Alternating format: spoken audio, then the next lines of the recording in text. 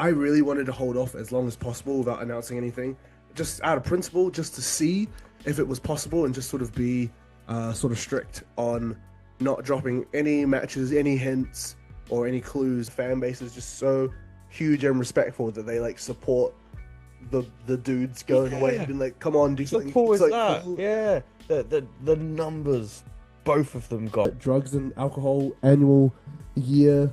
It's up. No, it's the reverse. Thank God, because it seems like a lot of other people can't seem to find other venues in Margate, but surprisingly, if you just look, you can find other places to put wrestling in Margate. You also don't have to run Margate. We kind of already do that. But This is the Pro Wrestling Colossus Colossal Effort Podcast. Is it really? Do you know what? I drunk quite a bit on the first, but I haven't drunk since then. Wow, what was it around the 7th? Well, Yes. almost done a week. Me. straight edge. Small Cool. beer belly. Huh? Small beer belly. Yeah. Yeah. Right. Here we are. Hello, fans of Pro Wrestling Colossus. We are, he's John Breaks. I'm T.A. Cooper, the founders, creators, curators of Seaside Wrestling, and the voices of the podcast that we do, which makes sense that we would be that. Happy New Year. Who else would do it? You know? Happy New Year, Merry Christmas. I hope you enjoyed your holidays. It's funny that you haven't, like, we only do these every time we do a show, but like the last time we did this, you were in your Totoro hoodie because it was so chilly cold. Yeah. And it only colder now. Like, Yeah. and I mean, we'll get to that. We've got a whole like rundown of what happened at the show, but it literally could not have been any colder on the day of the show. It was horrible. Not so much of a question, just more of a Yeah, a statement. Let's like, talk but about it that. is a pure fact. My toes were frozen, hard. and then we were walking around in our pants as well. Yeah, it was hard to be in charge of the. Well, it was hard to like move from like transition from running the show to then being a part of the show because that involved getting changed, and getting changed meant like having less clothes on. Yeah. So, And we had a couple of costume changes, didn't we? but I suppose there's never any intro to this, is there? There's just some cool lo-fi music in the background to keep the sultry dulcet tones of Jordan Breaks and T.A. Cooper chugging along while you listen to us. And we've got a show to talk about. So December 20th. Is that right? Yeah. Sorry, I'm getting confused. Yeah, Saturday. December 20th, Saturday, December 20th, the Lossy holiday special.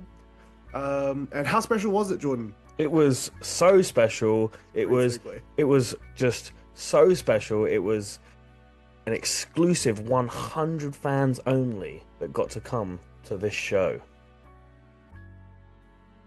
Each 100 fan got a present from TK Cooper, Jordan Breaks, Emily and Adam, and it was in a new venue.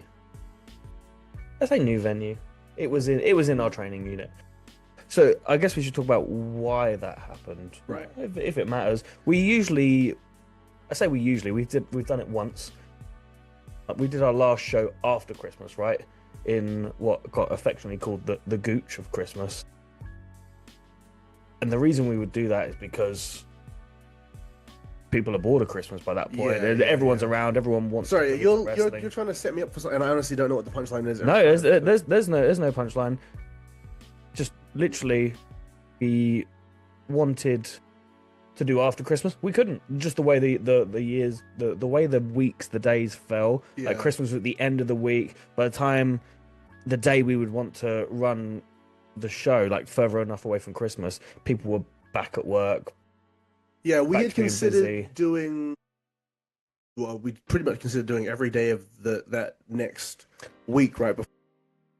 Thought maybe we'd do the Monday, maybe we'd do the Tuesday Like night. the Saturday when we would usually run, it's too close to Christmas. The Sunday, there's too much wrestling going on. Yeah, like, the other Monday, promotions. everyone's back to work. I was back to work, so And we've never done like a nighttime show, so you don't know how that affects yeah.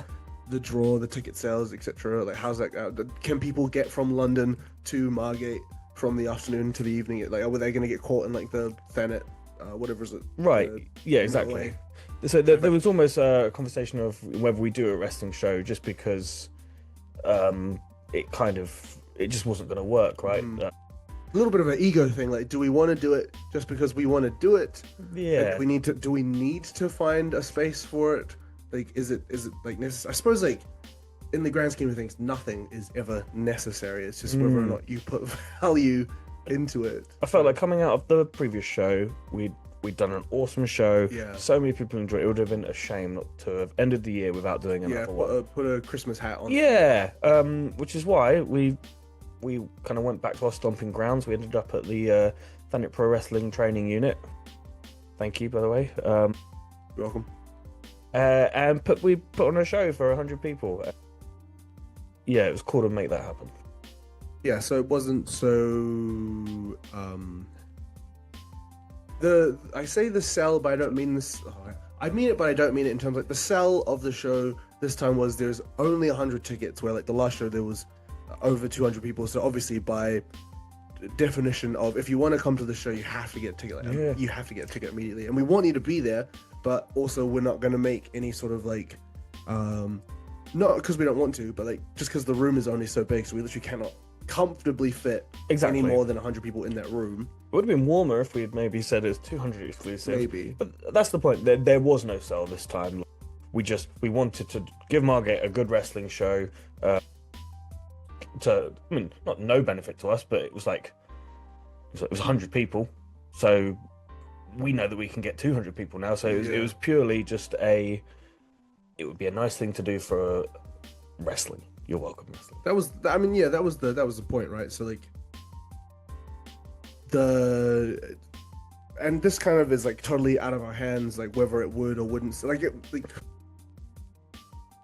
more just like the offering the 100 tickets and knowing that it lands kind of in a bad place in terms of, I think we talked about this in the last podcast too, that like that is sort of the busiest retail weekend. So there's people have like Christmas shopping to do. People who work in retail who might have been a part of the show had to sort of fight to get out of their shifts. Exactly.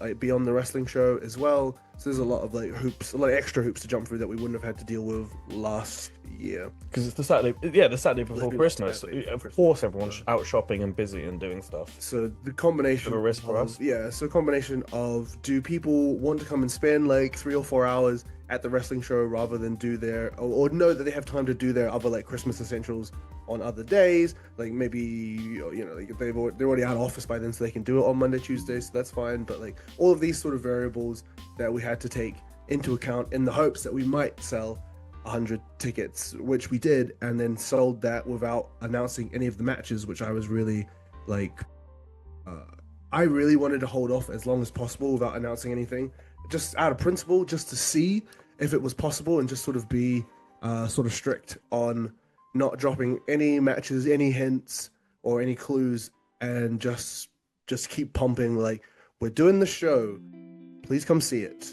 Yeah, man, there's 100 people out there that just wanted to come for the vibes. Yeah. Just wanted to come for cool wrestling, and it kind of course it matters who's there. Like, it always makes a difference who's there, but it didn't to these 100 people. They just wanted to be a part of something cool. But just literally trying to cultivate something special, something unique, where like it has something like that in, I want to say in Margate, but I assume in, as far as Kent, I don't know if there's ever been like a show. Obviously, we talked about this last time as well, like the sort of like spectrum of what you're allowed to say is sold out, despite the number. Yeah. 400 sellout is so much more than 100 sellout, but they still, by definition, are two sellouts. And then, by the same definition of like, I don't even know if there's ever been like a mystery show in like our area in Margate, beyond in like, I don't know if Rumble's ever done a mystery show. They never announced anything. Yeah, Rumble never announced anything, so I suppose everything's a mystery technically. That's the first thing I thought when you said it. But I won't say it, and then you. And then I don't know if UKPW has ever done like a strictly like, this is a mystery show.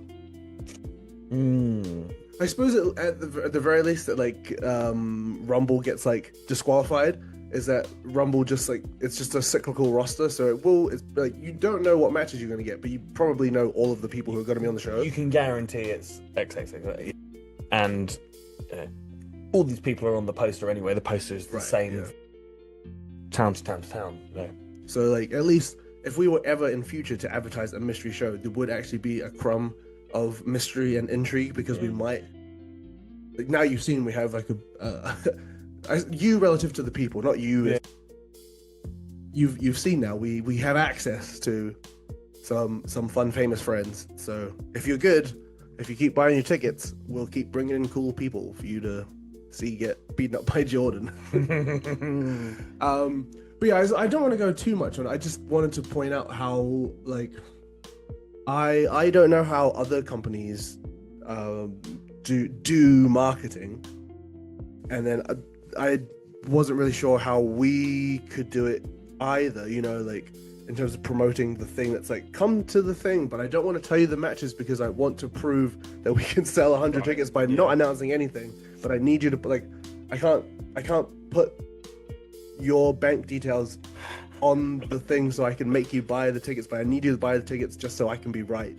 And then eventually it just dribbled out to be like, yeah, man, like I don't know for you, but the show kind of snuck up on me and kicked me in the ass because we didn't really have to advertise it. We'd sold out before we announced anything. Cool, we'll just. That was before December, actually. Before December, was like, yeah. So we got the matches out eventually. There was a week of just announcing all the matches, which I think, because there was conversation of keeping it quiet, we didn't need to match it. We didn't need to announce it, sorry. But the matches were so cool that I felt like they deserved graphics. Yeah, like I feel like all of the like trainees as well. We just kind of knew who they were linked in with.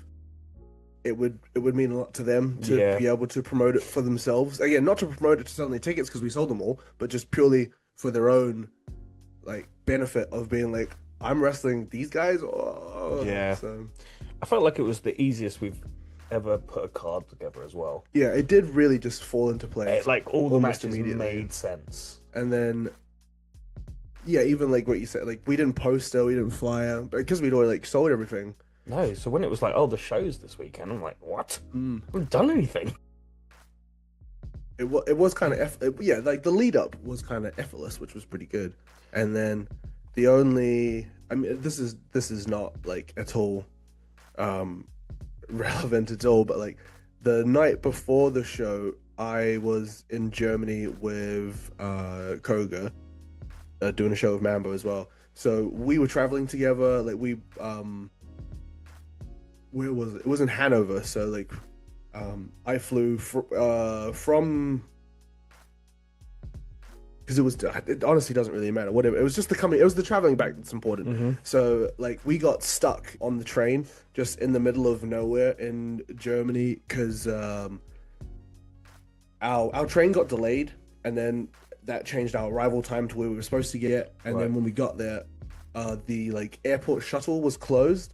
So I was trying to Google Map how to get there, and so obviously normally the shuttle will take like 5 minutes or less, and then. If we wanted to walk it, bear in mind, I think it was about like 1 a.m. now. It was like a 40-minute walk.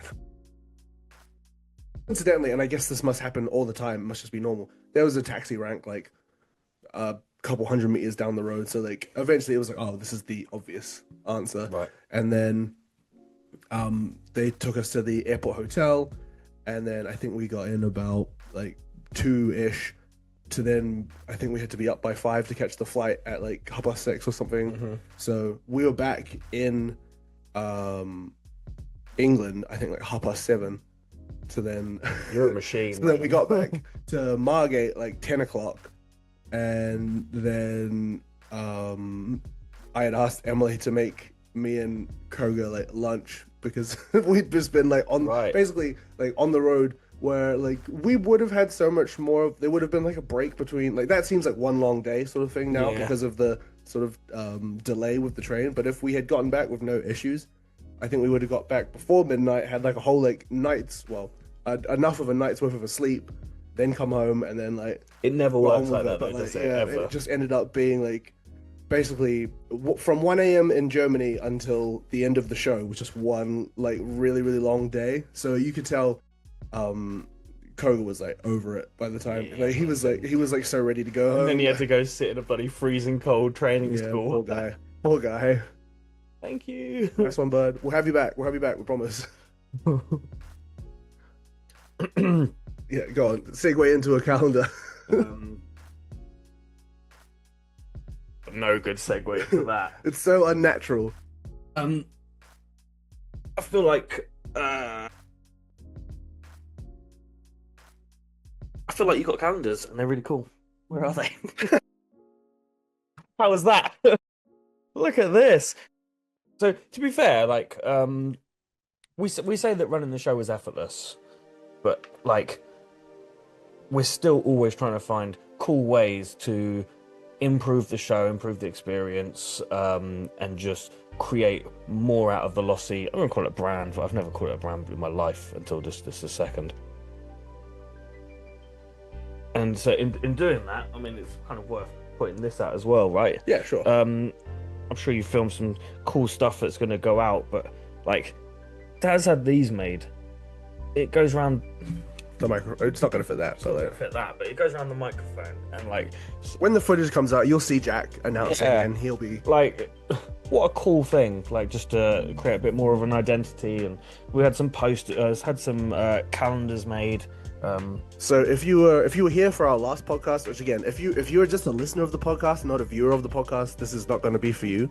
But last time we sort of did like a Marvel post-credit scene where we were talking about like the calendars we were dropping, and so now these are out in the real world. They're for Colossus and for Margate Pro Wrestling and other such wrestling paraphernalia. They sold really, really well, which I was really glad with, which is super fun. So I'm hoping with like the last 5 or 6 that we have left over, that they will just dribble out, because they're just a fun collectible memento, and they do have all of the Colossus dates baked into them, so that's super helpful. That's what I was putting out. How cool is that? You've got literally tells you when Colossus is. Good stuff. Obviously, if you follow us on social media, on New Year's Day we drop the full like calendar's worth of dates, if you will. You know, there was a post Facebook, Instagram that said February 28th, April 11th, May 23rd, July the 4th, September the 5th, October 31st, December 19th. Yeah, good one. October 31st, though, that's going to be cool, right? Running on Halloween. It'd be huge. So, yeah, please, if you are listening to this, watching this, go to .com/Lossy calendar, I want to say. We'll just find the calendar, we'll find it. Go look it up. It'll be the thing that looks like a calendar. And I'll send it to you immediately. We've got 5 or 6 left of 25 runs. That's pretty good. We've sold like almost 20. So, great job, us. Oh yeah, good stuff. Well done on that. Yeah, good shit. Yeah, I mean, between that and I know it's not on your list, but I'm pretty sure I put the Ziploc bag over there of the magnet bag. So I think we started with a variety of 8, and we are down to 6, maybe. Again, this is purely for the podcast viewers and not the podcast listeners. Yeah, listeners are just going to hear me going. Yeah. But yeah, come to a show. You can come buy a magnet. I'm not really sure about putting them online because I don't know how they'll travel or what to put them in to like send them. So at this stage, they're only an IRL purchase, but it's okay. Hopefully, you can be the next time. And I guess the other big development that made this show different to the previous, we've always had our lovely kitchen staff, Carly, Sash, Grace, Alana, kind of rocking hot dogs and pizza slices and the rest.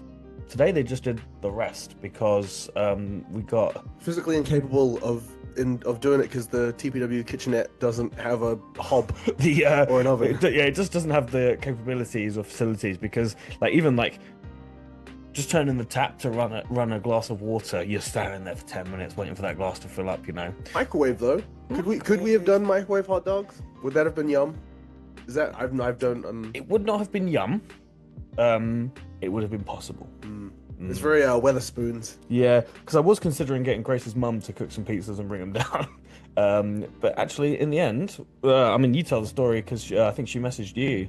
Yeah, so Daisy's dogs, who are actually shutting their doors at the Old Kent Market, might have done it by the time this goes out. They might have already done it, but they are looking to move into, I think, more just like pop-ups and events and stuff, as opposed to like a fixed space. Yeah, I think she's just evolving, getting out there. So she emailed Colossus, and she was like, "Hey," it was kind of like a loop through Adam actually, and then we just got to talking. We were gonna film like a fun video, but then she got like COVID or something like that. So we didn't end up getting to film a video to promote her coming to be a part of it.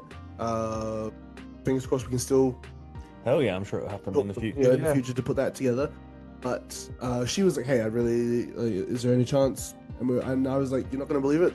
There is 100% chance because like we can't sell our own food. So come on down and you can sell yours." And the hot dogs rocked. I had a hot dog. You had a hot dog, right? Yeah. The hot dogs rocked. I think the Lossy posse loved the hot dogs. I don't think they loved the price, but I feel like that's just Expensive. yeah. That's for a hot dog. Not complaining here. Yeah, no, not at all. That's just sort of that's her overheads, isn't it? Like that's what it costs to put those together. So. Yeah. I was about to say I was eating it thinking this is worth the money, but I didn't pay for it. But if you had to, do you think it would have been worth it? And also, do you think you could have eaten it faster than you ate it, whatever time you ate it in last time? I can't remember if we spoke about this last time, but we did a hot dog contest with Daisy, and when I did it, she said, "Nobody's done it yet, so you can kind of eat it leisurely, and you'll be fine. You'll be the winner." So I just went,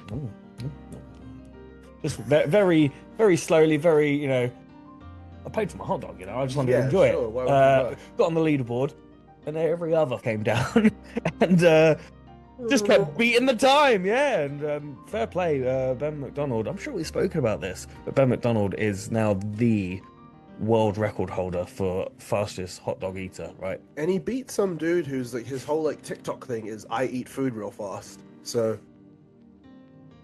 man, if you're getting beaten by Ben, you need to give up your bloody day job. I think it is his day job. Nah, it can't be. He doesn't. I've seen his views that it's not like he's not viral. Anyway, but yeah, all that to say, it was very cool. But there was probably, I don't want to say high chance because it's really reliant on us not having our own facilities to do our own thing, right? But like, if there ever was another opportunity, if there was ever like festival Lossy for whatever reason, we're just like doing some outdoor thing, then yeah, I would love for Daisy to be a vendor at that.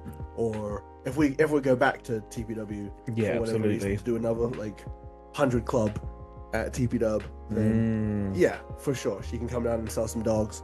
But I would imagine when we go back to St. John's that like, I think Charlie and Sash were twiddling their thumbs waiting for something to do. Yeah. Sorry, Days. I kind of like that. All the bells and whistles we managed to add, all the improvements, all of the extra bits. That's the pencil, the Christmas tree. Yeah, exactly. That kind of takes us to the night now. Like we're in the building. Sure. It is very cold. It is inescapably cold. There's nothing we can do about that. It's just the time of year, and it's a garage essentially. I didn't anticipate it being that cold though. Yeah. Like maybe I had just like rose tinted it too much in my head of like, it's like it's an exclusive. It's like this little small space. Like there's 100 people in there. It's a card that they don't know about until like last minute they know. So there's loads of reason that it's gonna be really cool and like. My expectation was that you fill a room like that with 100 people, it heats up. Right, yeah. That was kind of my impression as well. I think the ceilings are just so high. Like, it's just a big open space that it just never was going to. Now we know. Yeah. For future, it's definitely, if we ever come back, it will be a summer deal. Because I got that big Calagas heater and I was like, I'll just bring that down, it'll be fine. And then, if it's 100 people, I don't need to bring it down. And then I don't even know how much. Yeah, even if you had though, I don't know how much that really would have contributed to the warmth. Oh, it's a big bad boy, but yeah, you are right. It could be. I mean, if we're ever in that situation again, let's assume it's worth a try. Yeah, just put it in the ring.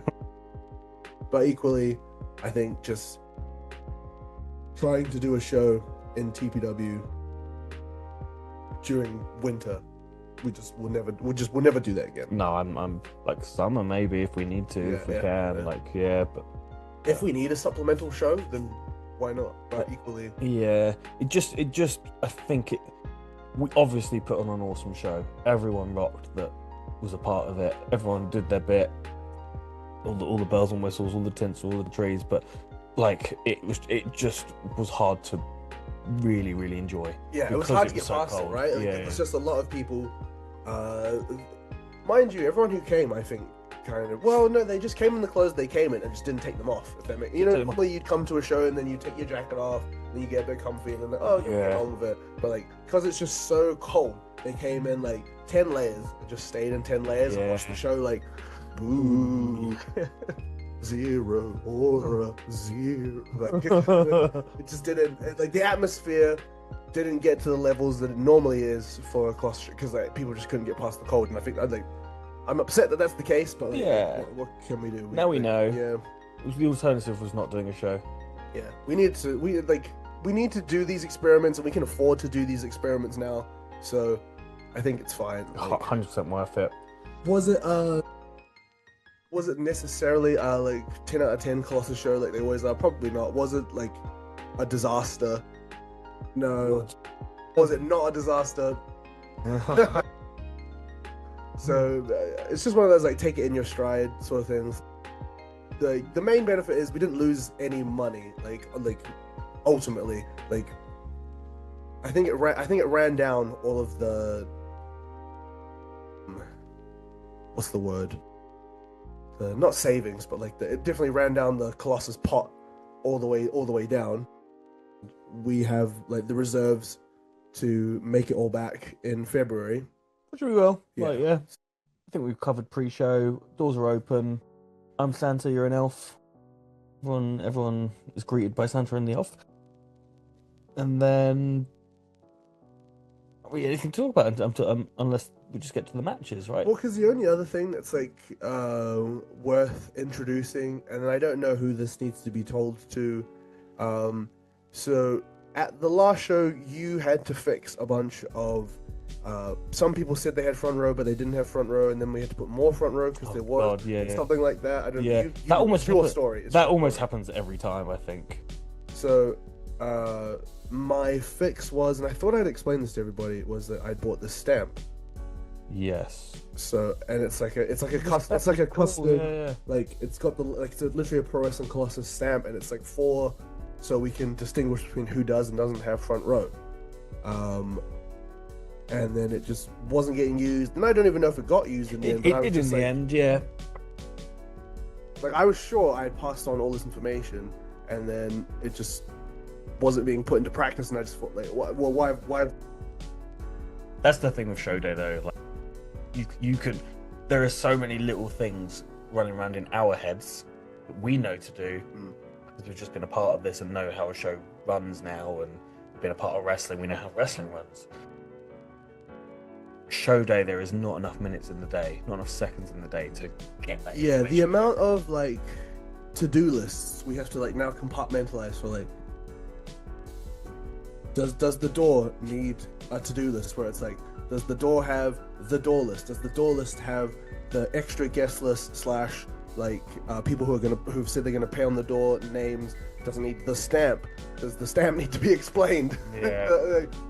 Does the door need also a pen to give like all of those bits, and then move to the kitchen, and then backstage? Wow. Yeah. Spot on. Like, and then that information, all of those little tick boxes, don't just apply to the door. They apply to everything that's happening in that room. So if things get missed, things get missed. But I picked up that anyway. The stamps were being used in the end. And so they're just for the front row. Yeah. Cool. Because what? Because you can, because kids are gonna want a stamp, so it's gonna. Yeah, it's a cool thing, isn't it? Yeah. Yeah. I don't know. Maybe names on the chairs. We've done that before, haven't you? Like Fremantle, for example, does names on the chairs. Goes around before the show, puts little stickers on each of the chairs. Then again, I don't know if our little stamps gonna have enough ink to get everybody stamped. every time. We run out after the first show. Yeah, I guess maybe 200 in. I guess got to get another stamp. I don't know, but worth thinking about. But the stamp's a bloody cool thing. Have you showed it off? No, but I also don't know where it is. It's So. fine, yeah. I don't really know what to show. It'd just be a stamp. Like I can't stamp the camera lens. Just forehead.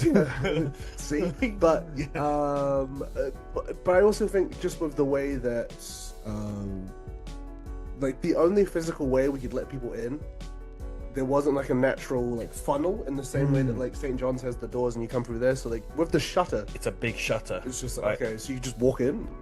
Yeah. It's No, we need to check you in. So I guess that's kind of why you and I were kind of barricading almost like not purposefully. We were barricading a part of the room, so you had to go around us to get to Mel, so then get in the room. It's kind of happened naturally, accidentally. Yeah, British people in a queue. yeah. Love a queue. Yeah, that kind of takes us to the venue, and Because I don't know with like how much again the layout and the cold affected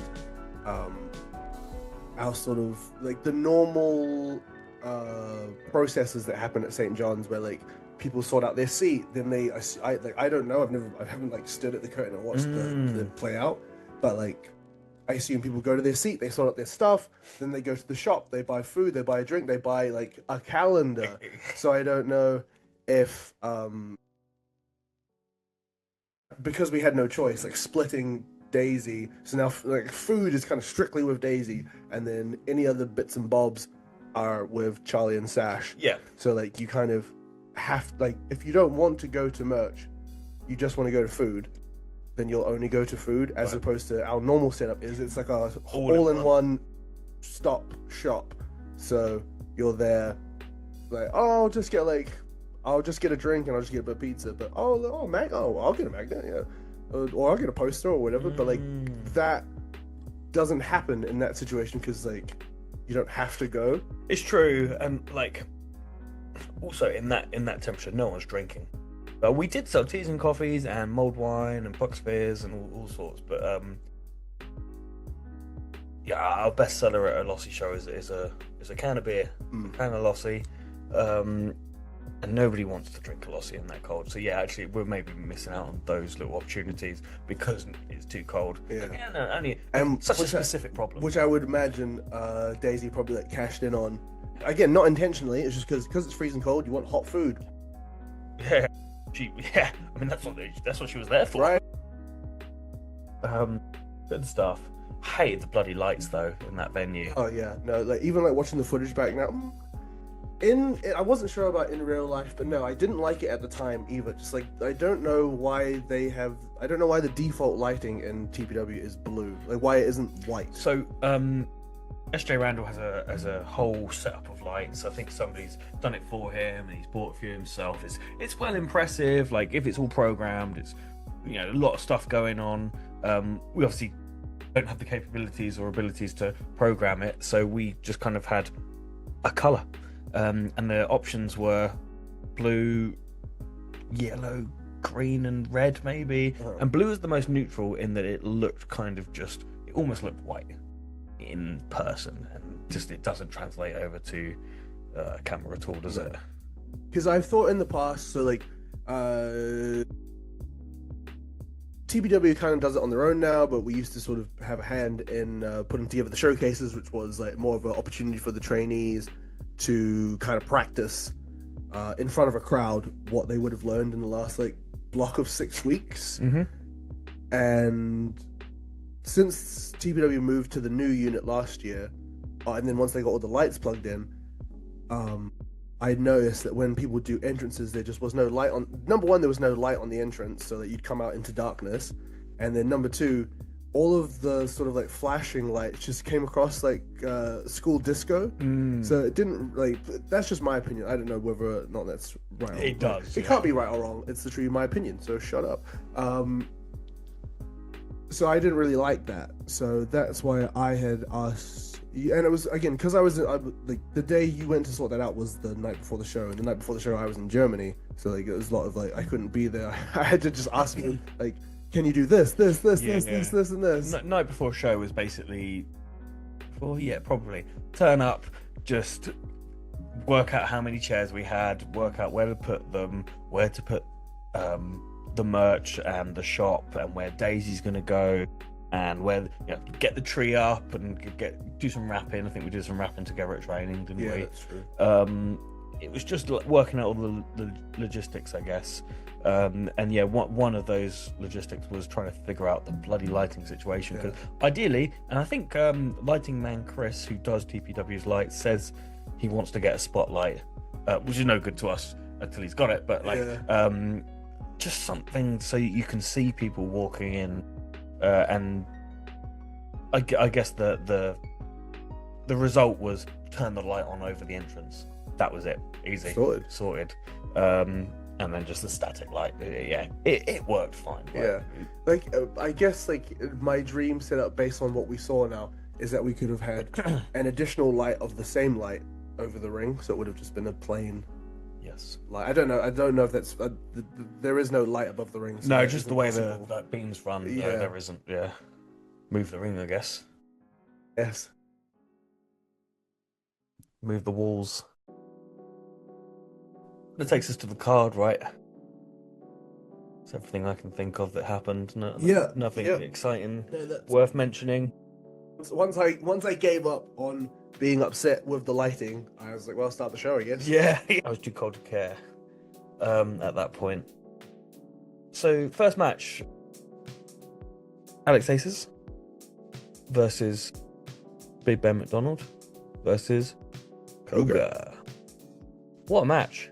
Very cool. Yeah, like, obviously we won't get into the nuts and bolts of, like, feeding back on the match in any way, but, like, I thought, and, like, this was our whole plan, was, like, to reward these two for their hard work this year, and very obvious, like, growth and improvement that they've shown this year. 100%. To give them, like, the equivalent of an import, where, like, not that Koga isn't, but he's on excursion to also be on a learning journey. Yeah, we're teaching him, right? Before he goes back to Noah and like imparts that knowledge on them. So like it was a mutually beneficial, but also a cool opportunity for like Ben and Alex. Where like when is the next time they're gonna have the opportunity to wrestle someone from number one, someone from Japan, and then number two, someone from Pro Wrestling Noah. Yeah, I find with I don't know if you've seen it just from like Instagram engagement and stuff, but like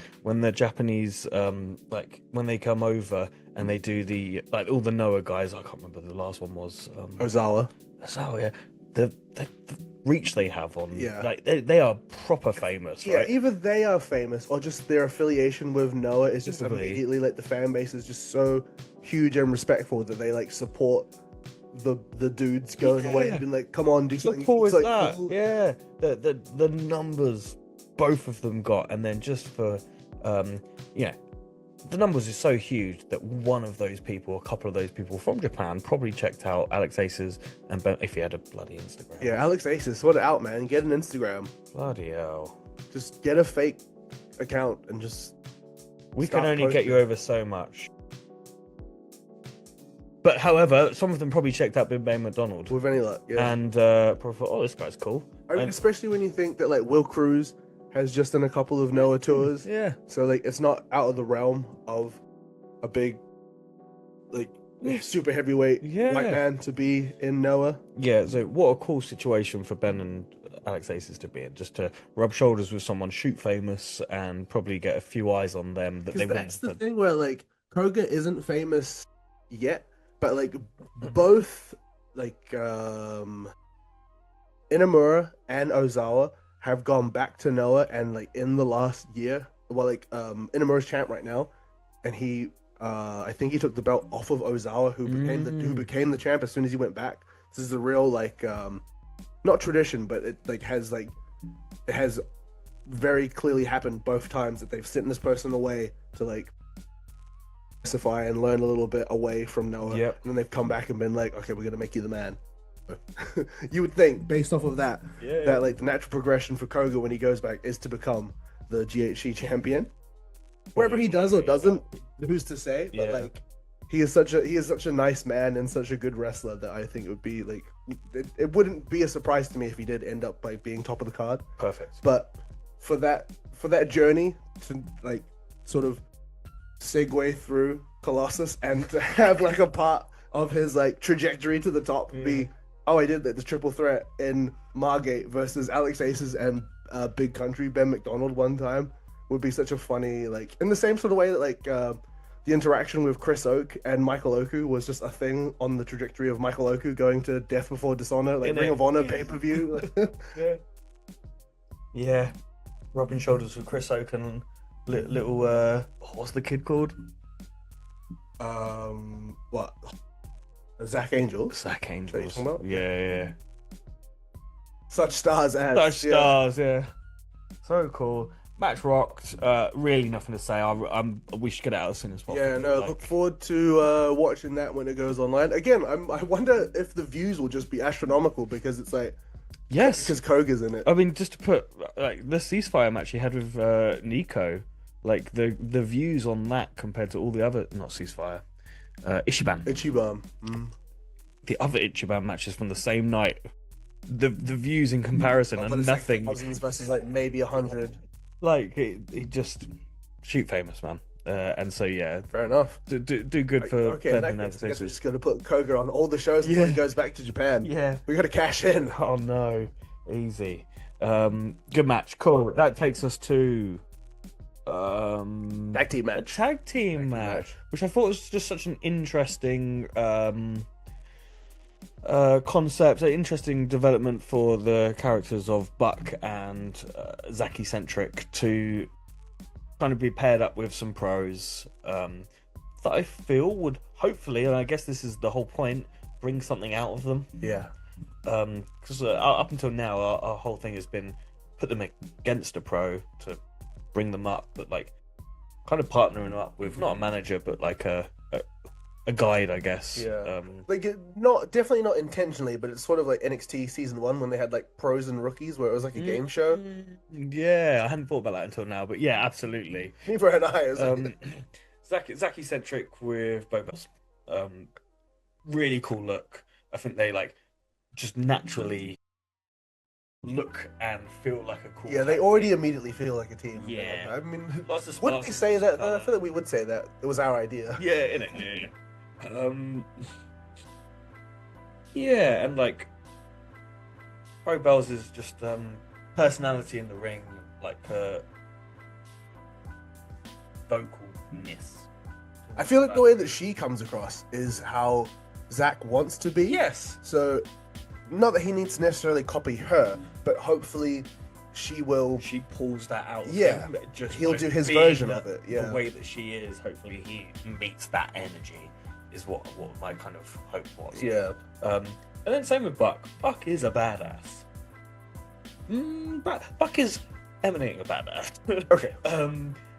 So it just felt natural to bring in a legit badass in Connor Mills and we've had them tag at the no ring shows in the past, absolutely. And like that dynamic came off really naturally and really well. Where like Buck was literally just being Baby Mills, you know, he had his like smaller chain in his mouth and like so like it was just like very much little brother trying to impress big brother. Yeah.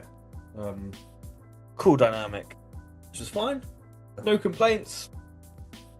I've only watched it once. I can't really remember too much about it, but fun match. Yeah, it just got what we wanted out of it. I think so, and it's like the first building block of where it goes next. So because it's just the beginning. There wasn't like a whole script's worth of like here's all the storylines and all the like, it was literally like we're testing this out. Here is like the baseline of what we want you to do. Go try that. I think well received as well. I think so, right? Like it seemed like the energy was there, and again, the if the energy can be there in a show that was that like painfully cold, that people can still like find something to resonate with, that they want to make any noise, because like I do think there's a bit with like wrestling fans where they will sort of out of pity like make a bit of noise. Yes. Because they're like, oh, we should make some noise. But like also the match was good enough, and the content they were putting out there was like enough to make people go, yeah, or stop. Yeah, absolutely. Or Mills, don't be a dick. I've never seen the Lossy Posse, our crowd, be that kind of crowd. Right. Where, like, I feel like you do have to work a little bit to get something out of them. But you are right. You do get shows that are like,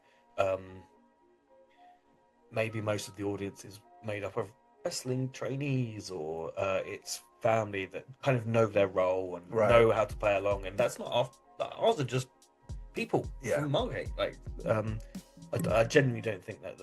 So they don't have any of that built into them, do they? They don't know. They don't know, yeah. Okay, that was this part of the match, so we clap. This is this part of the match, so we have to boo. This is this part of the match, so we do the slow clap that builds up to the fast clap. Yeah. And then they don't know the chance. They're just people who are there, and they're like... And they just happen to the enjoy equivalent of, like, grab his dick and twist it. They don't know, like, the sensibilities of what you're supposed to be as a crowd. They're just going to yell some stuff out. They just love it, yeah. Which is what I enjoy, because I cringe a little bit inside when I'm working to a crowd that kind of just know their role. Like we're all playing our same part. Yeah. Me as the wrestler, I'm playing right into your hands, and you're playing right into mine. So we're all just like working together to do the show, as opposed to. So what's the point? Who's like, doing? Yeah. Who is this for? Yeah, cool. And then last match of the first half, no DQ. SJ Randall versus Ashmore. Again, SJ benefits from being one of the few people who's actually involved in like quote unquote storyline. Yeah. So I don't like the match. Like, we'll get to the match itself, but just sort of like the lead up of this is the fourth part. I think so. Yeah. You know, like where it was like the Rumble where SJ gets screwed by Ashmore. Kind of out of nowhere, where like they didn't have any previous beef. It just got established. Ashmore just is a dick and just got rid of him, which then led to the 6-person tag. Yeah, Ashmore like steals a win, breaks his back, and gets rid of him, and then SJ gets his back at breaks Ashmore's like undefeated streak by helping Pulley beat him, and then so I suppose technically part 5. SJ wins the Rumble by like faking out like the costume the switch. double switch with so like gets 2 back on him, and then they have their big final like blow off. Here it is. Yeah. And it was bloody cool. It was very fun. Yeah. I liked that so you put out a post on Instagram, just a throwaway post, because they all were by that point. Yeah, you know? of course, It was just like we'd sold all the tickets, but how do I make it interesting that isn't just a piece of text and just a picture? You just compared the match to Home Alone. Home Alone, yeah. But like, it's a Christmas film, so I think I'm 100% wrong. I can't remember. I already know that I'm wrong, but like. All of the posts were just like Christmas related in a way, and then because this match was like hardcore, I was like, "Oh, what's weapons? What's and then I feel like where my mind went with that." And SJ Randall, being the boomer that he is, decided that was the structure of the match. Yeah, that was the concept of the match. He just took it way too literally. He was like, "Oh yeah, like I saw your Home Alone thing. That makes so much sense." And I was like, "What do you mean? What are you talking about?" I loved it. He just totally committed to. This is my role now, because this is my house. He turned into Kevin McAllister. I was like, that's not what that's not what we're asking. Just do a fun hardcore match. To be fair, they put on a fun hardcore match, just structured around what would Kevin McAllister do if he was in a pro wrestling hardcore match. Almost to the point that, oh my god, this is so funny. So SJ Randall has spiders and lizards and reptiles and everything at home. A collector, so he's like, I'm going to bring my spider. And I'm like, I'm too polite to say, don't do that. That scares the life out of me. What do you mean you're going to bring your spider?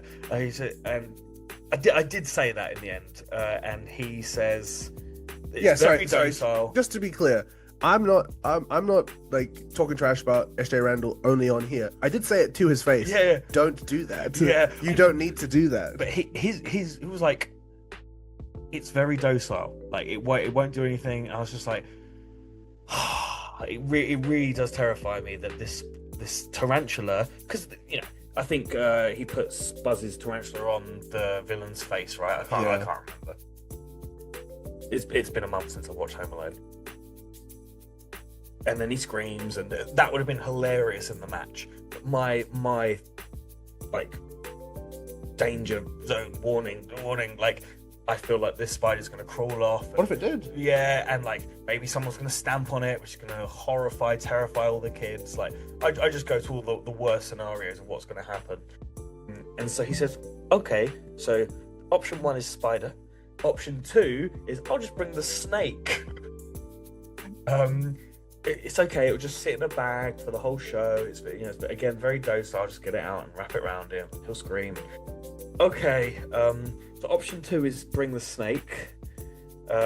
Option 3 was just forget to bring anything, and thank God, SJ Randall just forgot to bring anything. So yeah, we got the best possible outcome of the 3 options, And the match was better for it. the match was great. The match was better so for it. good. It didn't need it. Just really funny. Like SJ brought out like snowballs. They gave them to all the kids to pelt Ashmore with. Really funny stuff. And that just kept happening the whole match. Yeah, they were annoying, weren't they? After the fact, they were annoying, and just like, if we had known to be like, okay, after the match, we need to tell like the helpers to just go and collect them and just put them away, Right. because it sort of took away from the show. I think it just gave the kids too much agency to just like overly be involved. Abuse it throughout the match. Yeah. Or just throw the other kids. things. Not just Yeah, the kids, yeah. but SJ Randall as well. Yeah, we probably should have. I mean, we'd had helpers this time. We this is the first time we managed to implement the. Responsibility bibs. Oh yeah. Harry had a responsibility bib. On top of his hot dog It was costume. just a I mean, hot dog. we'll get to that after we run through the card, right? Yeah, let's talk about it now. Alright, go on, If we're at it. Like Harry, one of our trainees, rocked the responsibility bib. Also was a hot dog for the day, just advertising Daisy's hot dogs. He really rocked that day. Yeah, he was really put in he was a shift. not shameless, but just like so comfortable to be helpful. So like, Loved it. Yeah.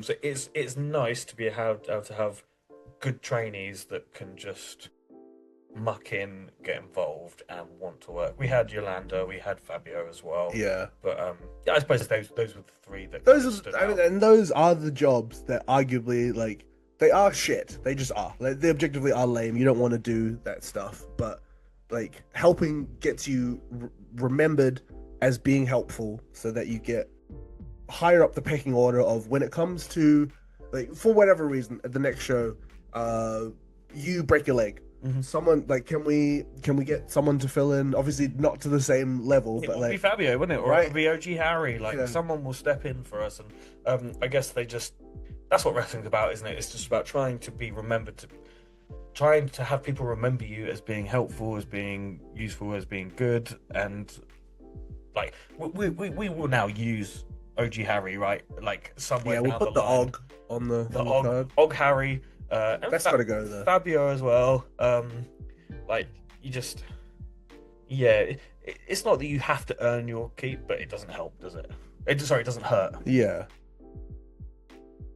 Just I suppose it's just one of those, like in any situation in wrestling, like there's always going to be like an element of nepotism, of some people are just talented and you want to platform that talent, and then other people aren't necessarily as talented, but they've earned their spot based off of how hard they've worked in other areas, so they also deserve a little bit of platform too.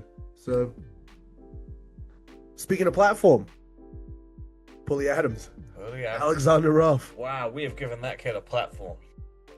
Since he won the well, I mean, first of all, he won the Rumble, then he wrestled Josiah, then he wrestled, Wow, WWE NXT's soon to be Yeah. something, Josiah Jaime Garcia, whatever his name is. So he's wrestled Josiah, he wrestled Ashmore, now he's got to wrestle Alexander Roth. So like a lot of good like platformy singles matches that like hasn't hidden him away in the, not that he was necessarily hidden, but just like that was more of like a vessel for him to learn by osmosis in the 6-man tags. So Such a good person to learn from as well, Rolf. yeah, Just so much aura, so much like charisma. such a loud character. I don't know if you heard in the match, like he at one point a kid shouts out something and he's like, "Hold on, I'm commanding the room." Well, that is so funny. I mean, he is absolutely commanding the room, but like to just acknowledge it. to just acknowledge it, to have the awareness that he's doing it, and then just rub it in people's faces. Like he's just such a pro. Loved that so much. Yeah. And for Adam to work against him, hopefully he can just pull in a crumb of that testosterone, I guess. Yeah, like, absorb some of it. some so just My something it in wasn't his chest. my it wasn't linked to testosterone, just more absorb some of like Roth's. I mean, more just his gall and his wherewithal. Right. Just something to, that's what Pully Adam needs at the moment. A bit of grit. Yeah, I'm not saying I want to hold him down and inject him with anything. That's not what I mean. Very good. I'm just saying I think he just needs to realize. Appreciate you clarifying that. Yeah, No, it's good. It's good. He needs to recognize his worth and how good he is. Not much else to say about that match, though. It was just a match. Yeah, that was. In the grand scheme of things, that match was arguably the plainest match, but kind of by design, where They can't all be super fun. Yeah. Snowball throwing. in the grand scheme of Colossus, that match comes off of the back of Pulley Adams kind of running his redemption arc and proving himself to himself against all of his former tag team partners.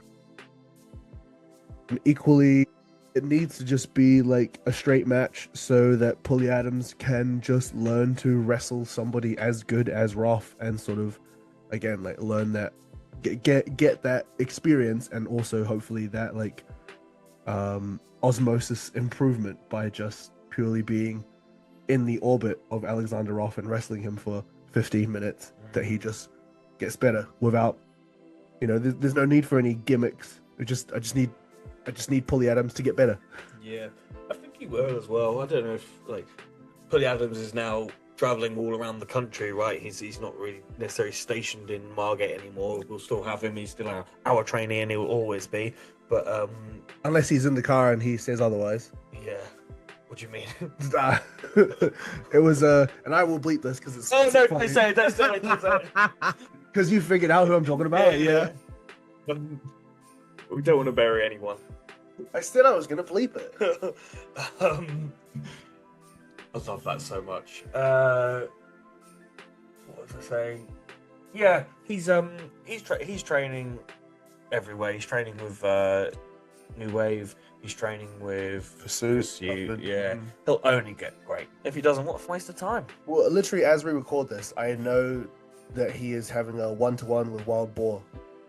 Not in this moment while we're recording this, but I know today when we're recording this, he's having a 1-to-1 with Wild Boar, Mike Hitchman. So that's nice. Opportunity to get There good you right go. there. Takes us to the main event. Speaking of hoping people get good, yes. Yeah, there was. I mean, you're surrounded by a lot of pros in that match, so how can you not? It was Jordan Breaks, TK Cooper, Jordan Saeed, and Ronnie Knox versus. You do the other team. Because you can't remember it, or I you don't know don't their know names. this? David Francisco, Chris Oak, Alex Torres, and Tristan Stone. Elimination tag. The Lossy All-Stars, now the annual traditional main event of the end-of-year show. It is a tradition. You do it twice, it's officially a tradition. Yeah, that makes sense. Yeah, we should get a plaque. We should. Yeah. Next year, okay. In the third annual of it, we will. Get a plaque. As now, we are 2-time winners. Hell yeah. I'm fine being in it 3 times. I don't care.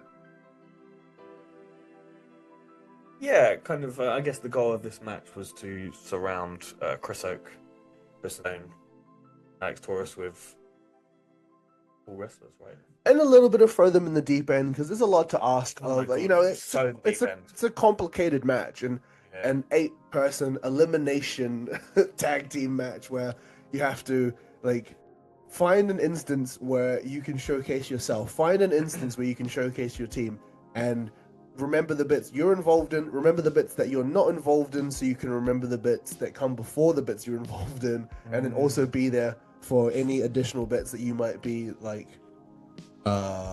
what's the word, not surrogate, but you know, like if you and me are doing something and we need the third person to be there in position, they need to remember that bit, but also not forget their bit that came before that bit, but their bit that comes later. They are so in the deep end, and I do have to give you a little bit of credit. The planning process, I was absent. I was vacant. I was not there. Like I had nothing to do with that match.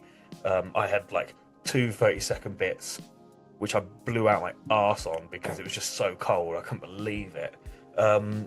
However, like you smash just guiding them and like walking them through beforehand and then walking them through during the match. I mean, that's what it needs, though. Yeah, but like, I was just well impressed watching you.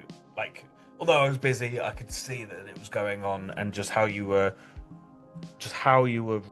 controlling that match and how you were having them plug in their parts and then just empowering them to just be good. Right. Was just so cool to see. Appreciate that. But yeah, it was genuinely a great match for them because it was a difficult match. It was so in the deep end, they had a lot to remember.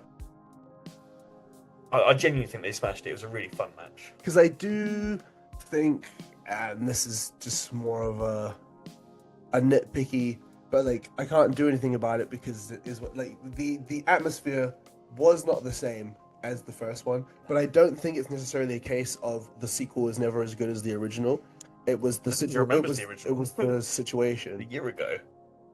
Sure, but like, if you wanted to, like maybe in a month's time, if you wanted to watch them back to back, they're both going to be on YouTube in a bit. Yeah. The first one is going to come across as better than the second one because the atmosphere of the second one is not as good.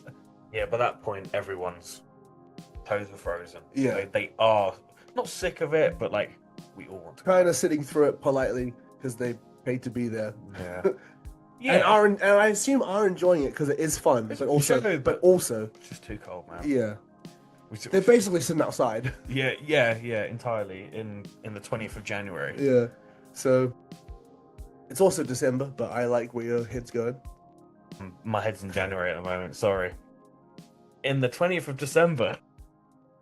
So, yeah, I was really happy with all of their contributions, and I thought the way that it played out for them was really well, considering how like jittery and like the confidence just wasn't there. Which fair enough, they've never been in that position before, but you can only learn by doing. So yeah. Do you think they're all just going to be better off for this? Do you think their confidence would have grown? Do you think they're now? Well, I don't know how much they would have improved as wrestlers, but I feel like it definitely would have improved their confidence. Like, are they perceivably are they now ready to just be in the main event all the time at Colossus? No, but like it was a good opportunity for them to learn the sort of fundamentals and the components that go into that sort of match, and the pressure that's applied and all of that, because it's so different than if it had been like a singles match or if it had been like a tag team match, because there was just so many bodies. It's even though you have less to do, it's more to ask of you as a performer, as a wrestler. Mm-hmm. So it was worth just being like, let's see what happens. Yeah, right. Yeah, and it happened. Like, not that I don't care if you're nervous or I don't care. Like, that's not what I mean. But like, this is a test, and it's not a pass or fail test. It's more of like a how far along the continuum are you going to get test. Yeah, we are asking you to rise to an occasion. They did. Like, I don't know if you're happy with mentioning it, but like the suplex moment. Yeah, I don't know. I don't want to. Nah, I feel like that's like it's like a private thing for her. So Fine. Yeah. I'll say you rocked. It was a you story more than a her story. But The match saw the return of Lossy legend. Funny how you can do one show ever and somehow be a legend, but yeah. Did we only have him in one match? Yeah. And he's still the most Iconic. iconic, most spoken about, most revered pro wrestler on the face of the earth. It's very sweet, yeah. The Birdman. Christopher Law. The Wicked Rook. The Wicked Rook. Made his fabled return. And it was just... Another thing where, like, I don't know if we could have pulled this off if it wasn't at the school. Yes. Like, if you turn all the lights off at St. John's, does it black out, or is it just like? I think by the time the main event comes around, it's probably dark, especially in December. However, if we were to run that at any other point in the year, no, it would still be light at 6 o'clock or whatever. It would just be lights off. Yeah, it would just oh, there be he goes. slightly dim. Yeah. However, yes. So at the unit, we've got that. It was a proper operation, wasn't it? We've got 3 or 4 different switches that all need turning off at the same time. All the lights go off. Lights come back on. Birdman's in the ring. Gets his revenge on David, and then just disappears into the night. Just like a Birdman would. So Just like a Wicked Rook would. So cool. Christopher Law. Yeah. Choke slam. Gone. What a choke slam as well. Like, just was in the ring for 10 seconds and is just the most over wrestler we had. What's going on? It's really, really good. Like, it's just, it was fun to sort of create that as well. Because I remember texting you being like, what if the Birdman came back? Yes. And like, kind of saying it as a joke because like, not really sure where he's at because obviously he's dealing with a few sort of like things on his own time, whatever. He's like, not whatever in terms of I don't care, but just like what like it's his stuff, and I'm happy to leave him with his stuff. And when he feels comfortable to come back to wrestling, awesome. So it was fun to be able to message him and be like, hey, we've got this idea. What if you like that you don't have to do a match? We literally just want you to do a moment. We want you to come back like the Undertaker. Lights are gonna go out. You appear in the ring, choke slam, lights go out, you piss off again. And he was like, hell yeah. So I can do it. He didn't say hell yeah, but like he said the equivalent. I accept. Yeah. So it was awesome to get that over the line, and I'm glad he was happy to be involved. What he wants to do in the future, it's sort of up to him. I'm fine if he wants to do like sporadic appearances and just wants to be this like enigma on the show that like sometimes shows up, sometimes doesn't. Like there's no consistency to the Birdman at all. Like there's like if he still wants to just come, like him and his missus just come and help out at the shows just as normal people. He doesn't want to be like sometimes he doesn't want to be the Birdman. That's cool. Sometimes he's just not got the Birdman in him. Yeah. It's like a Bray Wyatt, the Fiend sort of thing. Like it like consumes him and he becomes the Birdman. But sometimes he manages to repress it or something. if he wants that to be the law, the Christopher Law, if you will. I assume that's why he chose that surname. I don't know. It must be. Matches are done. Yes. But there's still one more surprise. So this again, this is another thing that I thought was a really good idea, but in execution, I know how you wanted it to play out because you said it to me a million times. Yeah. Basically, we promised everyone a present. Yeah. And now we're at the point where presents are going to happen. Because So it seemed really fun in principle. oh, it's so cool. It's just again, I think just like everything else, it was a victim of the cold. Maybe, yeah. People just want at this point want to get off now. Big Country Benta Claus, is that what we called him? That's what they call him. Yeah. Comes out. We've got a card with. Also, I had text. So Fabio was on music, and I texted him like, or we all went out for. I texted him.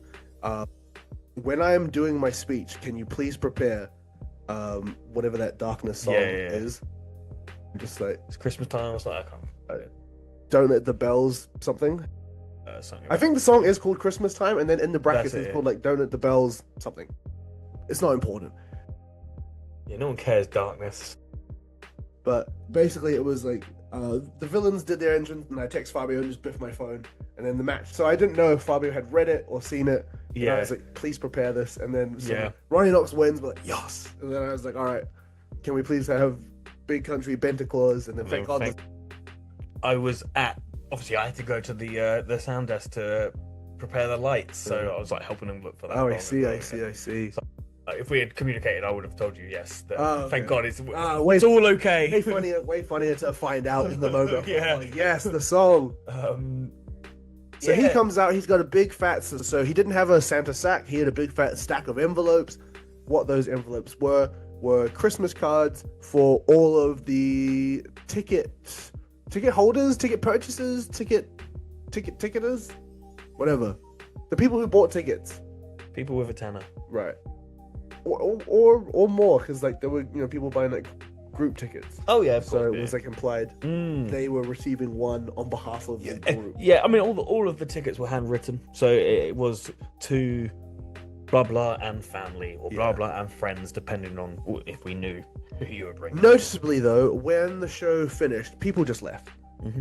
So like I like without even getting to the Ben bit, like I was just doing like the wrap up of like thank you so much everyone, woo, and then there's just people that leave, and I was like, "Oh, don't Yeah, you leave. can't be like, hey, Please stop. don't leave. There's a thing. Breathe There's, some there's more." There's a thing. But they were like, we don't care. We got shopping to do. Fair enough. So it's not that it's hard to talk about. It's just embarrassing, I think, for me a little bit because, like Emily's already told me that like it just like kept going, and then when it looked like it was ending, I was like, oh, one more thing. Yeah. But like. It was important to tell everybody everything. There was a lot to tell. Yeah. But I didn't. And then she had the goal to like be like. I think next time she probably just have like more of a speech like prepared. I had a whole like 45-minute match to like control and run. Okay, You did the speech. So how about you get in front of everybody and you speech, huh? No, but yeah. It turned out there was a lot to explain. It turned out there was. It was awkward. It wasn't smooth, and it just like it was with the best intentions. It was so good intentions, yeah. Because I had said before about just getting more cards and handing them out. And you were just so set on, and I think it was such a lovely idea, and I'm so glad we did it. Just having everybody's actual names on the card, having a little message to everyone, and so that's what we did. Because you just, when I say you, like again, you relative to, you just know that when you call on people, that they're not going to come and collect it. They're going to go send their kid. So like. Such a cool Even thing, though yeah. it doesn't have their kid's name on it, the kid's gonna feel special because they Yeah. get to be, oh, I got the thing. Woo. Yeah, it was so sweet, and I'm glad we did it that way. But yeah, it probably just would have been easier to. Yeah, like maybe it could have been a doors thing, and it could have just been like a please don't open this until the end of the show, and that would have simplified it. Like, but you get to hold on to this mystery thing. What is it? And then after whoever wins, I'll still come out and be like, hey, like sorry, we lost, or hooray, we won. Okay, it's time to open up Christmas cards. Here's all the things, and what is in the Christmas card, which was kind of the what incentivized what made it so special for the ticket holders is that in the Christmas card you had a personalized Christmas card signed from all of us, and then in the card you had a limited edition holographic Colossus sticker. So cool. There was a flyer that advertised the next show that like if you hadn't bought a calendar, you didn't know when the next show was. So again, you're like preemptively knowing before everybody else knows that the show is available with the QR code, so you could scan it and buy your tickets to the next show before everybody else. And then the added benefit of it came with a 20% discount code that you could use to then not only get ahead of everybody else, but also get cheaper tickets. So there was a real like it was like a real treat to have given all of these people as like and there was like an added level to it where because it was so cold, it was like thank you so much for staying. Here you go. Yeah. Is now what that There's has, so much sincerity. that's what in that's that. become.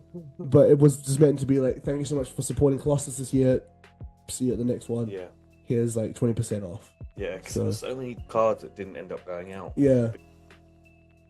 People left or didn't People come, left, right? Yeah, the people that didn't come were just like the mayor put out a raffle or something that we donated some tickets to. I don't think they came. Oh, sure. That kind of thing. Okay. And but other people we knew that weren't coming for Yeah, various yeah, reasons. yeah. Well, You missed your chance. Yeah, You missed your chance. fucked it. You want to pay full price for the next show? That's on you. Talk to me about the next show. So February 28th, we are not returning to St. John's Community Centre because they double booked us with I'm not sure, some sort of like drugs and alcohol annual year. It's up. No, it's the reverse. It's like the recovery group, Yes. and it's their annual thing that they always do there. Simon, who works in the hall, was like, "Oh my god, I've messed up. I've double booked. I'm sorry. I'm gonna have to like kick you out." And I was like, "Well, you can't, because we've already made calendars that say that's the day we're running." Flyers. And flyers. We've already had the show that's advertised the show. What are you doing? So I just asked him, like, is there anyone else that you can like put us in touch with? And he was like, well, never you mind. Ray from All Saints in Westbrook might be able to sort you out. As well, I don't know why I'm looking at my watch, but like, it is confirmed that if you're watching this now, we haven't advertised it at all yet, but you can find the ticket link on all of our socials. It's been updated for a long time now. People have. People have already bought tickets. I think we're on like 20 odd already with like no information given. But we will be running February 28th at the All Saints Community Hall, I guess, because it's not the church. It's not the church. It's the West Next to the church. Yeah, All Saints Community Hall next to the church in Westbrook. It's the exact same gimmick as St. John's, right? There's the church, and then there's the little hall, and we're in the little hall. If it's of any help, I think the hall is also a Slimming World venue, so it has like a sign at the front for if you get lost, if you're not familiar where to go.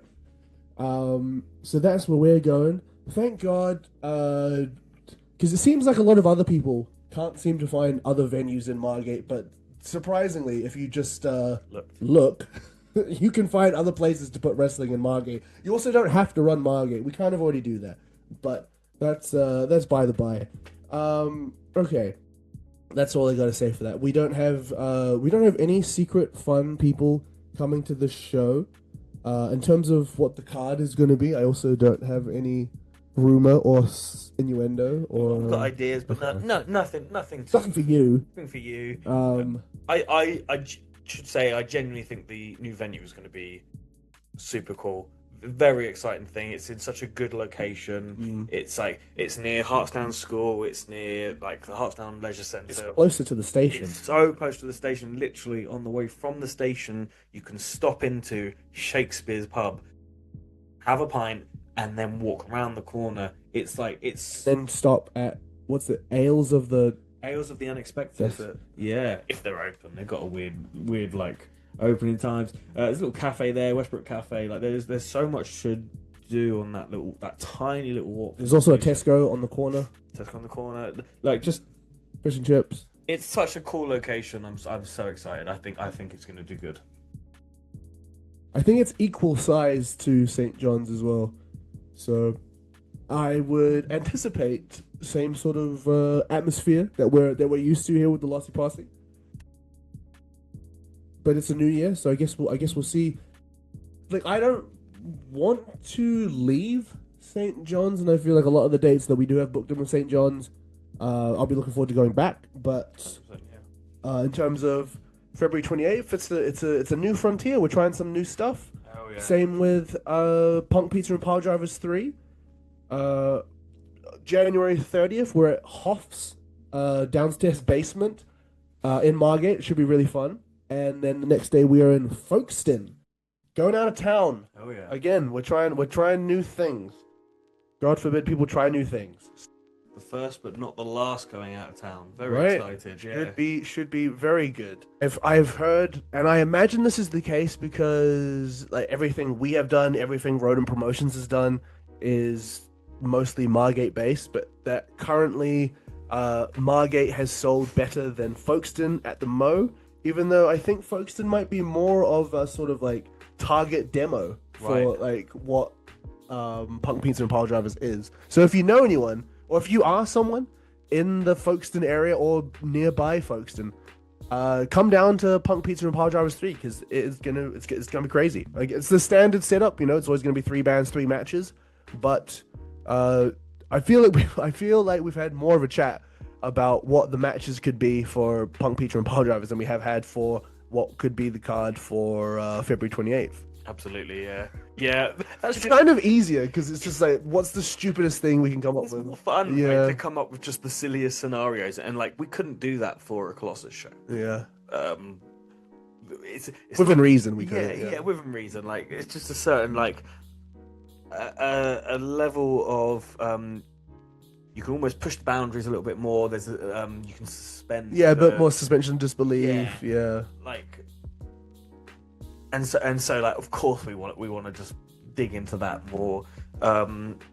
It also doesn't have the lore and the background. It doesn't need it. It's just a super fun night. And I say about the Margate one, Hoffs is just such a cool venue. It's literally right on the front. If you go out of the doors, you can just see the sea. Yeah, you're just on the beat. You You're are on the beach. steps, right? Yeah, it's the promenade essentially. Like, what a cool location! It couldn't be any more central. You couldn't be surrounded by any like. There's all the bars. There's the Glass Jar. There's everything along that strip. What's the meat place? Smoke and Co. Smoke and Co. Right? It's pretty much next door, right? Like, it's just such a cool location to do wrestling. Again, I'm hoping just moving us around to All Saints to Hoffs just brings in more people to the Lossy Posse. Yeah, like the more we dribble out into wider Margate, the more the Yeah. brand. I mean, Margate's tiny, like, but like, there's still such possibility that Yeah. people from Westbrook have never. Heard of or seen us before. Yeah, of course. So I'm just dead excited about that. And then same with Folkestone. Folkestone is such an alternative. Like every time I've been there, you just everyone's a punk, everyone's a goth, everyone's just at the pub. Right. And I mean, we're gonna have beer and we're gonna have music. There's also wrestling in Folkestone that brings in hundreds of people, but it's just not the greatest wrestling. Like, just like there is an alternative for people, and I think I'm excited to deliver that. Yeah, work on growing. It's funny that like I assume the wrestling you're talking about is probably more traditional wrestling, like it's in a ring and it's a show top to bottom, where like the wrestling we're bringing is just sort of BS, like Yeah. on the floor, some sort of stupid Silliness. like some sort of random stipulation that isn't traditional wrestling at all, but we're talking about we're trying to like cultivate this thing. But I'm with you. I'm obviously on board. It's Yeah. partly my idea, so it's good. It's good. Anything else in the pipeline? Yeah, but I think that's for us to know, and it's for us to know, and you to like, comment, and share, and retweet, and whatever other repost option there is on social media these days. Do you have any other questions from the iPad before we wrap this up, or? Would we do the venue again, the TPW hall? I think in the winter, never ever again. Never, Never. I think like December through till February time is just cancelled there. Agreed. But perhaps I think someone yelled out, "Do a summer one," but I think it was Grace. Yeah, it was Yeah. So she was also just taking the piss out of us. yeah. So if we ever go back, I think a summer one. But it was good to know that like TPW has the potential to fill that room with that many people. So just food for thought for us more than anything. And then I wonder how summer would like differentiate the sort of like, would people come, would they not come? Because I can't remember. Is it unbearably hot in that room during the summer? I think so, yeah. So we need to find like at least like spring to bring her on, yeah. Have to find that happy medium. Yeah. And then also change those lights. The blues piss me off. So. Yeah. We could have lights at St. John's, would you? I'm not sure because I feel like the way we figured it out with turning off all the other lights and just lights on the ring. We've got a situation going on. Good. Yeah. Like, he doesn't need. Like, and like Matt's not asking for it. He's like, oh, like if the lights like this would be better for pictures. So I feel like we've got everything layout wise that we need. But I mean, we wouldn't know that it could be any better until it got better. Yeah, so. true. So I'm open to it, but I'm also like, well, we're fine. Fine. Yeah, I think that's. You weren't feeling any kind of way? No, not really. Like, yeah, like you said, we kind of not nailed it, but like, I mean, in the most ideal scenario, like, you get like, I remember the old Frontline shows used to have the bloody black drapes all around the outside, all the literally on like metal poles and then like drapes between it, so it looked like a proper like it was a dark room, and then they had proper light inside. It was so cool. Right. It just looked so professional. In an ideal world, maybe we'd have that. We don't need it. Like maybe that takes away from what we are, which is just silly seaside wrestling. Yeah, because I guess a bit of the charm is just like the DIY-ness of it, isn't it? It's so DIY, yeah. I didn't do that myself. Just take the credit, brother. The only bit of that I did myself was paid for it to be made and sent in the logo, but I didn't do it myself. Understood. With that being said, is that the end? Are we here? Have we reached the? Yeah, I've got nothing else to say. Cool. Like, does anyone like my new beard that I've kind of go on? Do you like my new beard? I think I've been so indoctrinated by what you used to look like that I'm like, oh, it's different. I don't know if I like it because it's different. It's only because I haven't got a show until the end of the month, so I thought I'd give it a go. Just growing in that heel beard. Just grow it out, see what happens. What's so annoying is that I grow the goatee better than I do the sideburns, and the sideburns are my thing. Right. You can't be goatee man. I can't Bill Goldberg. Yeah. It's yeah. No, Yeah, he's got that. Yeah. So yeah, this is my new thing. Only like growing in the sideburns. Once they're in, you just like they're just there now, so you could just leave them. This is the plan. By the time my next show comes around, I'll get rid of the goatee and the sideburns are there. It's done. And now I'm just drawing breaks again. Yeah, I thought I'd give it a go. What do we think? Comment below, or what else do you do in a podcast? You don't comment below. Phone in. All right, cool. Thanks so much for listening and or watching the Colossal Effort podcast. We have been more consistent than we've ever been. We're 1 for 1, so it's much better than when we left it last year. No big 5-show catch-up.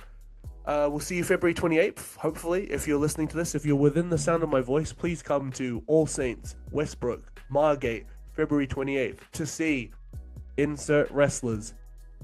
At the very least, you'll see me and you'll see Jordan and That's all that matters. David Francis. There you go. But yeah, for us and Emily and Adam and all of Colossus, we'll see you later. Love you loads. Rumble by the sea, feel the electricity. I need to learn that. Is it from Margate? Yeah, don't know. For Margate. Look at my t-shirt after this and then just commit it to No, hold on, it's in this. We should know. No, it's not. How is it not? I could have sworn I wrote it. Whatever. We'll spin that around. We'll see you in 2026. A Rumble battle. This is the Pro Wrestling Colossus Colossal Effort Podcast.